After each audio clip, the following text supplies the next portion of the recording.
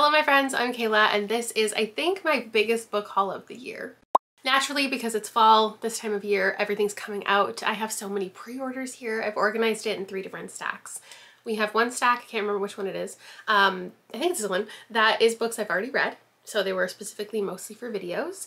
One of these is all brand new releases. And one of them, I think it's this one, is things that I just bought as I saw them in the store. So a lot of them were like discounted in the bargain section or from the thrift store, online. I found them somewhere and they're not necessarily brand new, but I wanted them and I don't know when I'm gonna read them. I'm actually gonna start with that stack because I think starting with the stack that you've already heard about from me might be a little bit boring. Also, these are probably the books I know the least about, so I'm so sorry if I don't have a great grasp of what they are. Come out here, pumpkin. The first two I bought because I'm doing a dinosaur themed vlog, which the closer I get to it in January, the sillier it's starting to seem, but I'm still excited about it. I don't think this is actually about dinosaurs, but it's called Dinosaurs by Lydia Millett, who wrote a children's Bible, which I really liked last year. Should we figure out what it's about? It says it's about the ties between people and other animals and the crisis of extinction. So this is a story of a man walking from New York to Arizona to recover from a failed love. After he arrives, new neighbors move into the glass-walled house next door and his life begins to mesh with theirs. Anyway, I'll be reading it. Then I bought Dino Island. Look at me. This is The Lost Girls. It's a series of books.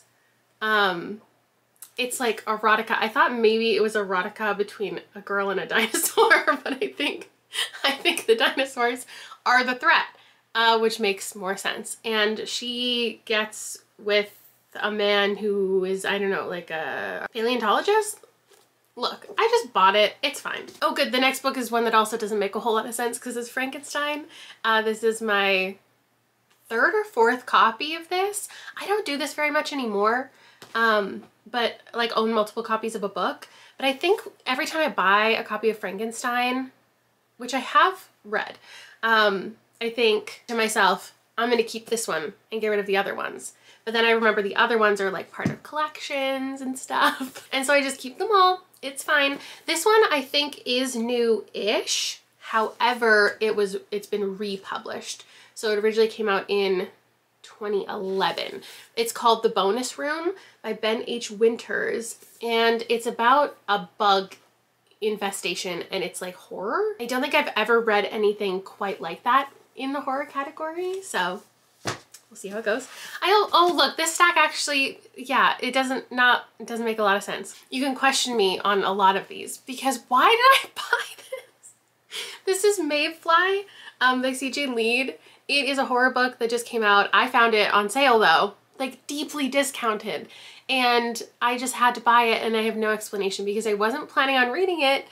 I was tiptoeing or thinking maybe if I wanted to read the whole category in the Goodreads Choice Awards and pick horror, which I'm not, but I thought maybe if I decided at the last minute I would do it. I should have this in my back pocket. I hate the cover so much. I don't fuck with eyeballs. This is so upsetting. But like that's the point. Do I know the plot? I'm sure I read it at some point. Oh, it's blurbed by Stephen Graham Jones. Hey. It's a blood-soaked love letter to LA and a gleeful stand-up of iconic horror villains. I think it's this serial killer and she's constantly trying on new identities or something. I think I'll read it. Maybe. Maybe. Then I found To Have and to Heist by Sarah Desai, which is also a newer one. And this is a heist book. I heard it's like a great rom-com. These two work together to exonerate her best friend who's accused of stealing this super expensive necklace, and I think it's also leading up to a wedding. So I have that. This one makes more sense. It's The Appeal by Janice Hallett, which everyone's been telling me that I'm gonna like, so I want to own it. Found it on sale. It is told in a series of like emails, letters, texts, maybe more, some kind of document stuff. And in here we're following a trial. What is the trial about? I don't know, but it says 1 murder, 15 suspects. There's a local theater group, there's a death involved, and then we're just following all of these documents. Next, I grabbed Homesick for Another World by Ottessa Moshfegh because I really liked the one Ottessa Moshfegh that I've read, and now I just keep adding her to my TBR shelf and haven't read anything else yet, but I will. Is this short stories? Yeah, it's It says it right there. This is about characters who are unsteady on their feet, yearning for connection, having existential insecurities. I'm sure it'll be great. I also grabbed The Black Guy Dies First, Black Horror Cinema from Fodder to Oscar. This is one of the most dense, heavy books I've ever read, and I'll be reading it soon. I grabbed the audiobook, but now flipping through it, I hadn't done that before.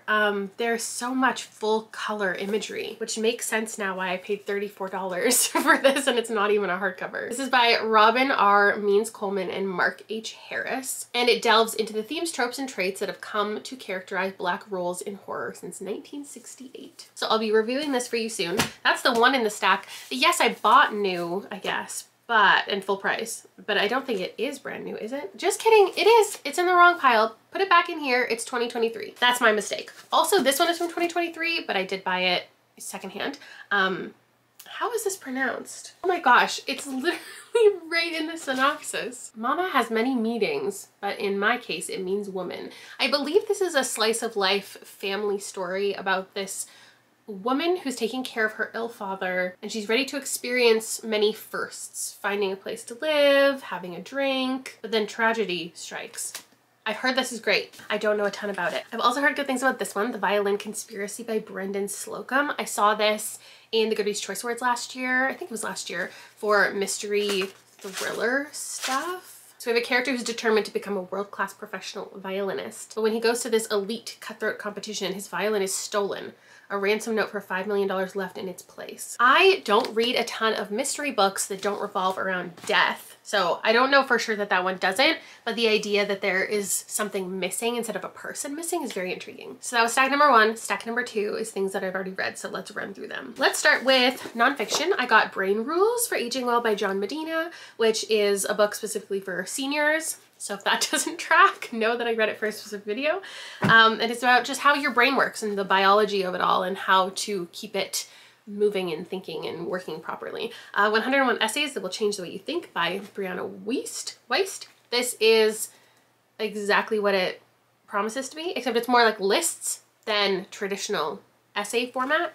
And it's just various things that you can read, like how we lose our minds to other people's gods, 16 ways suppressed emotions are appearing in your life, and things we expect of others but rarely consider changing ourselves. That's the vibe. Then I've got A Little Devil in America by Hanif Abdurraqib, which is in praise of Black performance. It's centered around Black celebrities, among many other things. Then we have Letter to My Younger Self from The Big Issue, which is just 100 celebrities sharing random thoughts that they have about their career and suggestions for the youth. Next up, The Housemaid by Frida McFadden, which is a mystery about a girl who gets hired to be a housemaid and then things go off the rails for her. I've got Poison for Breakfast by Lemony Snicket, which is about Lemony Snicket, our main character, and him pondering thoughts about death and life lessons. More life lessons were found in The Alchemist by Paulo Coelho. And this is a young shepherd boy who is traveling and trying to find his purpose. I also read for a video One True Loves by Taylor Jenkins Reid, which is about a woman who is in this happy relationship, but she lost her husband years ago. And turns out he wasn't dead when she thought he was. He was just missing, and he comes back and she has to decide between the two of them, essentially. Then I bought One for My Enemy for a video by Olivia Blake. This is about two dueling rival families and poison and alchemy and witchy magic stuff. Then the three that I purchased after reading them. I might have read them for specific videos, but then I liked them so much I decided to purchase them. Look Closer by David Ellis is about this. This is so hard to talk about because you could easily say the wrong thing, because it's like one of those books that is a mystery thriller and everything that you're told is not necessarily the truth, or how you interpret things is not necessarily the truth. So there is a couple and they each have like secrets from each other, and also there's somebody trying to figure out what's happening between them. Then I got Chlorine by Jade Song, which is about a girl on a swim team, and it's like a body horror, very odd coming of age novel as she encounters hardship and believes she's a mermaid. Then Monstrilio by Gerardo Samano Cordova was my book club pick of the month, and I got the library book initially and started reading it, and right away I knew it was going to be something I wanted to tab and like reread in the future. I just had to buy it. I was putting it off. Like, I know it's for my own book club, but like I had already bought the book for other people who were like my lovely co-hosts, and so buying a third copy for myself full price felt like a lot. But then I was like, it's your book club. You should probably own the book. What are you doing? Especially when you consider this entire stack. Well, no, I was gonna say it was all full price, but that's not true because I wait until Indigo does like buy two, get one, and it applies to pre-orders because sometimes it doesn't, but sometimes it does, and then I will just pre-order 40 books. First up, actually, these ones were not pre-orders. They're ones that I picked from Book of the Month. I haven't gotten Book of the Month in a while, but I decided I wanted these two. So this is How to Say Babylon by Sophia Sinclair. It's a memoir and tells us all about the author's upbringing, trying to break free of her rigid Rastafari upbringing, which I don't know anything about. Her father was obsessed with her purity, in particular with the threat of what Rastas called Babylon, the immoral and corrupting influences of the Western world outside of their home. I just thought this would be a great opportunity to learn about things that I haven't already known. I like a memoir and I love the cover. I also picked Happiness Falls because I really liked Miracle Creek years ago. This is by Angie Kim, and I again think the cover is stunning. This I think is about a family where the father goes missing. Yeah, okay, the father goes missing and a desperate search leads them to question everything they knew about him and one another. So a slow drama mystery, I think, is what I can expect from this. Oh, and then what I didn't buy is Rouge by Mona Awad because the publisher sent me a fantastic little package that was so kind, that had like a mirror and lipstick and a face mask, and so I'm going to be reading this in the next couple weeks and I will integrate that into the vlog. This is so beautiful. I've talked about this so much, but this time talking about it, I can let you know that I'm participating in a book club that is reading this. So Elizabeth from Reading Riley is doing this for her Midnight Society book club, and we will be having a live show for it the last weekend of October. So that's coming up. This is a beauty industry dark fairy tale vibe, and I'm very excited to talk about it with everybody. Okay, and now these are all of my pre-orders. Never Whistle at Night. This is an anthology from Indigenous authors. It's dark fiction. It's a little horror. There's an eyeball on it. I'm liking it so far. I'm in the middle of it. I'm reading this for a vlog, so you'll see that soon. And it's all, yeah, dark fiction. Then I grabbed Moon of the Turning Leaves by Wabgisha Rice, which is the sequel to Moon of the Crusted Snow, which I still like am questioning, do I absolutely need to read this? I don't know. I don't know when I'm going to be ready to read it. I don't know if I want to read the other one, reread it first, because I love it so much. It's one of my favorite horror books. It's very slow. It's just like an isolated, the power goes out, everybody's surviving, people are infiltrating this Indigenous community, and whatever happens in here, I think is going to break my heart, so I'll read it someday. Another Indigenous author, And Then She Fell by Alicia Elliott. This cover, it is such a frightening vibe. I read a nonfiction from her, I think it was actually this year, called A Mind Spread Out on the Ground. I thought it was fantastic, and so I definitely wanted to pick this one up. It says it's a mind-bending, gripping novel about native life, motherhood, and mental health that follows a young Mohawk woman who discovers the picture-perfect life she always hoped for has horrifying consequences. Speaking of book club stuff, Midnight is the Darkest Hour by Ashley Winstead is my November pick for the Literally Dead book club, and this has been pitched by so many people as like Twilight for mystery, like realistic mystery fans, because I guess there's a romance in here and they are looking into the idea of a vampire having killed people, but like that's not going to be what it is, I'm assuming. But Ruth, who's the local librarian, is going to work with Everett to figure out the dark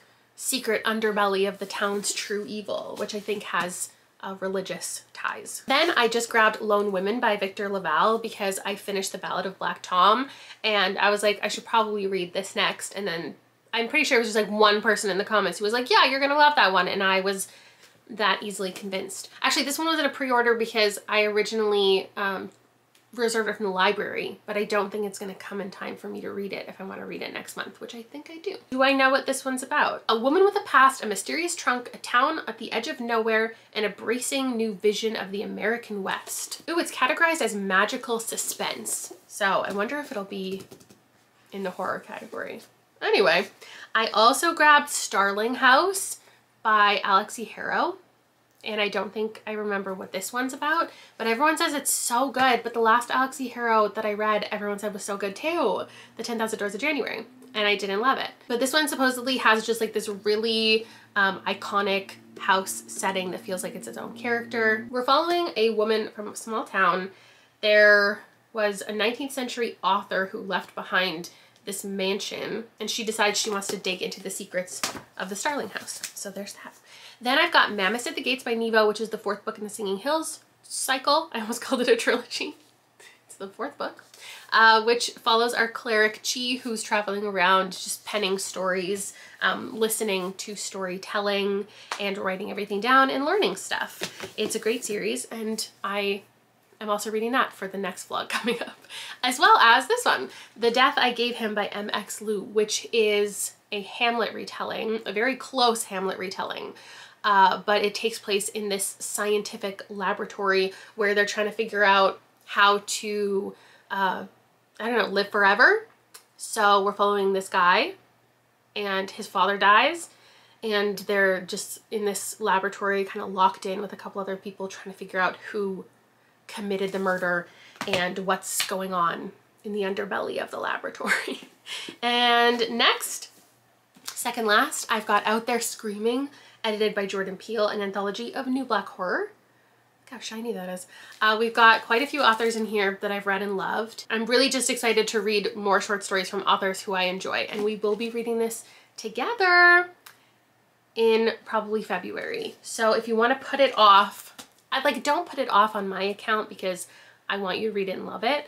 But if you're planning on reading it at some point, you don't really care about when, buy it now and read it with me in 2024. That'll be a fun time. And then lastly, again, if you want to read something with me, this is my members, my channel members have a book club seasonally. And in the month of November, we're going to have our live show for the Emily Wilde's Encyclopedia of Fairies.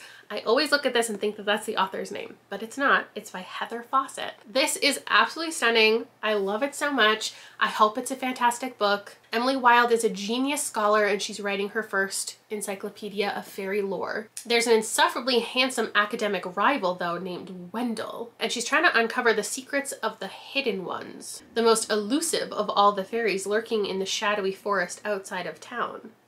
But now she finds herself on the trail of another mystery. This is the first in a series. I hope I love this so much because I need more fun fantasy in my life. And that's all of the 40 books, oh my god, that I've acquired in the last 2 months since I did my last book haul. Let me know if any of these intrigue you, if you've read any of them, what you want me to read and prioritize, and I will see you later. Bye!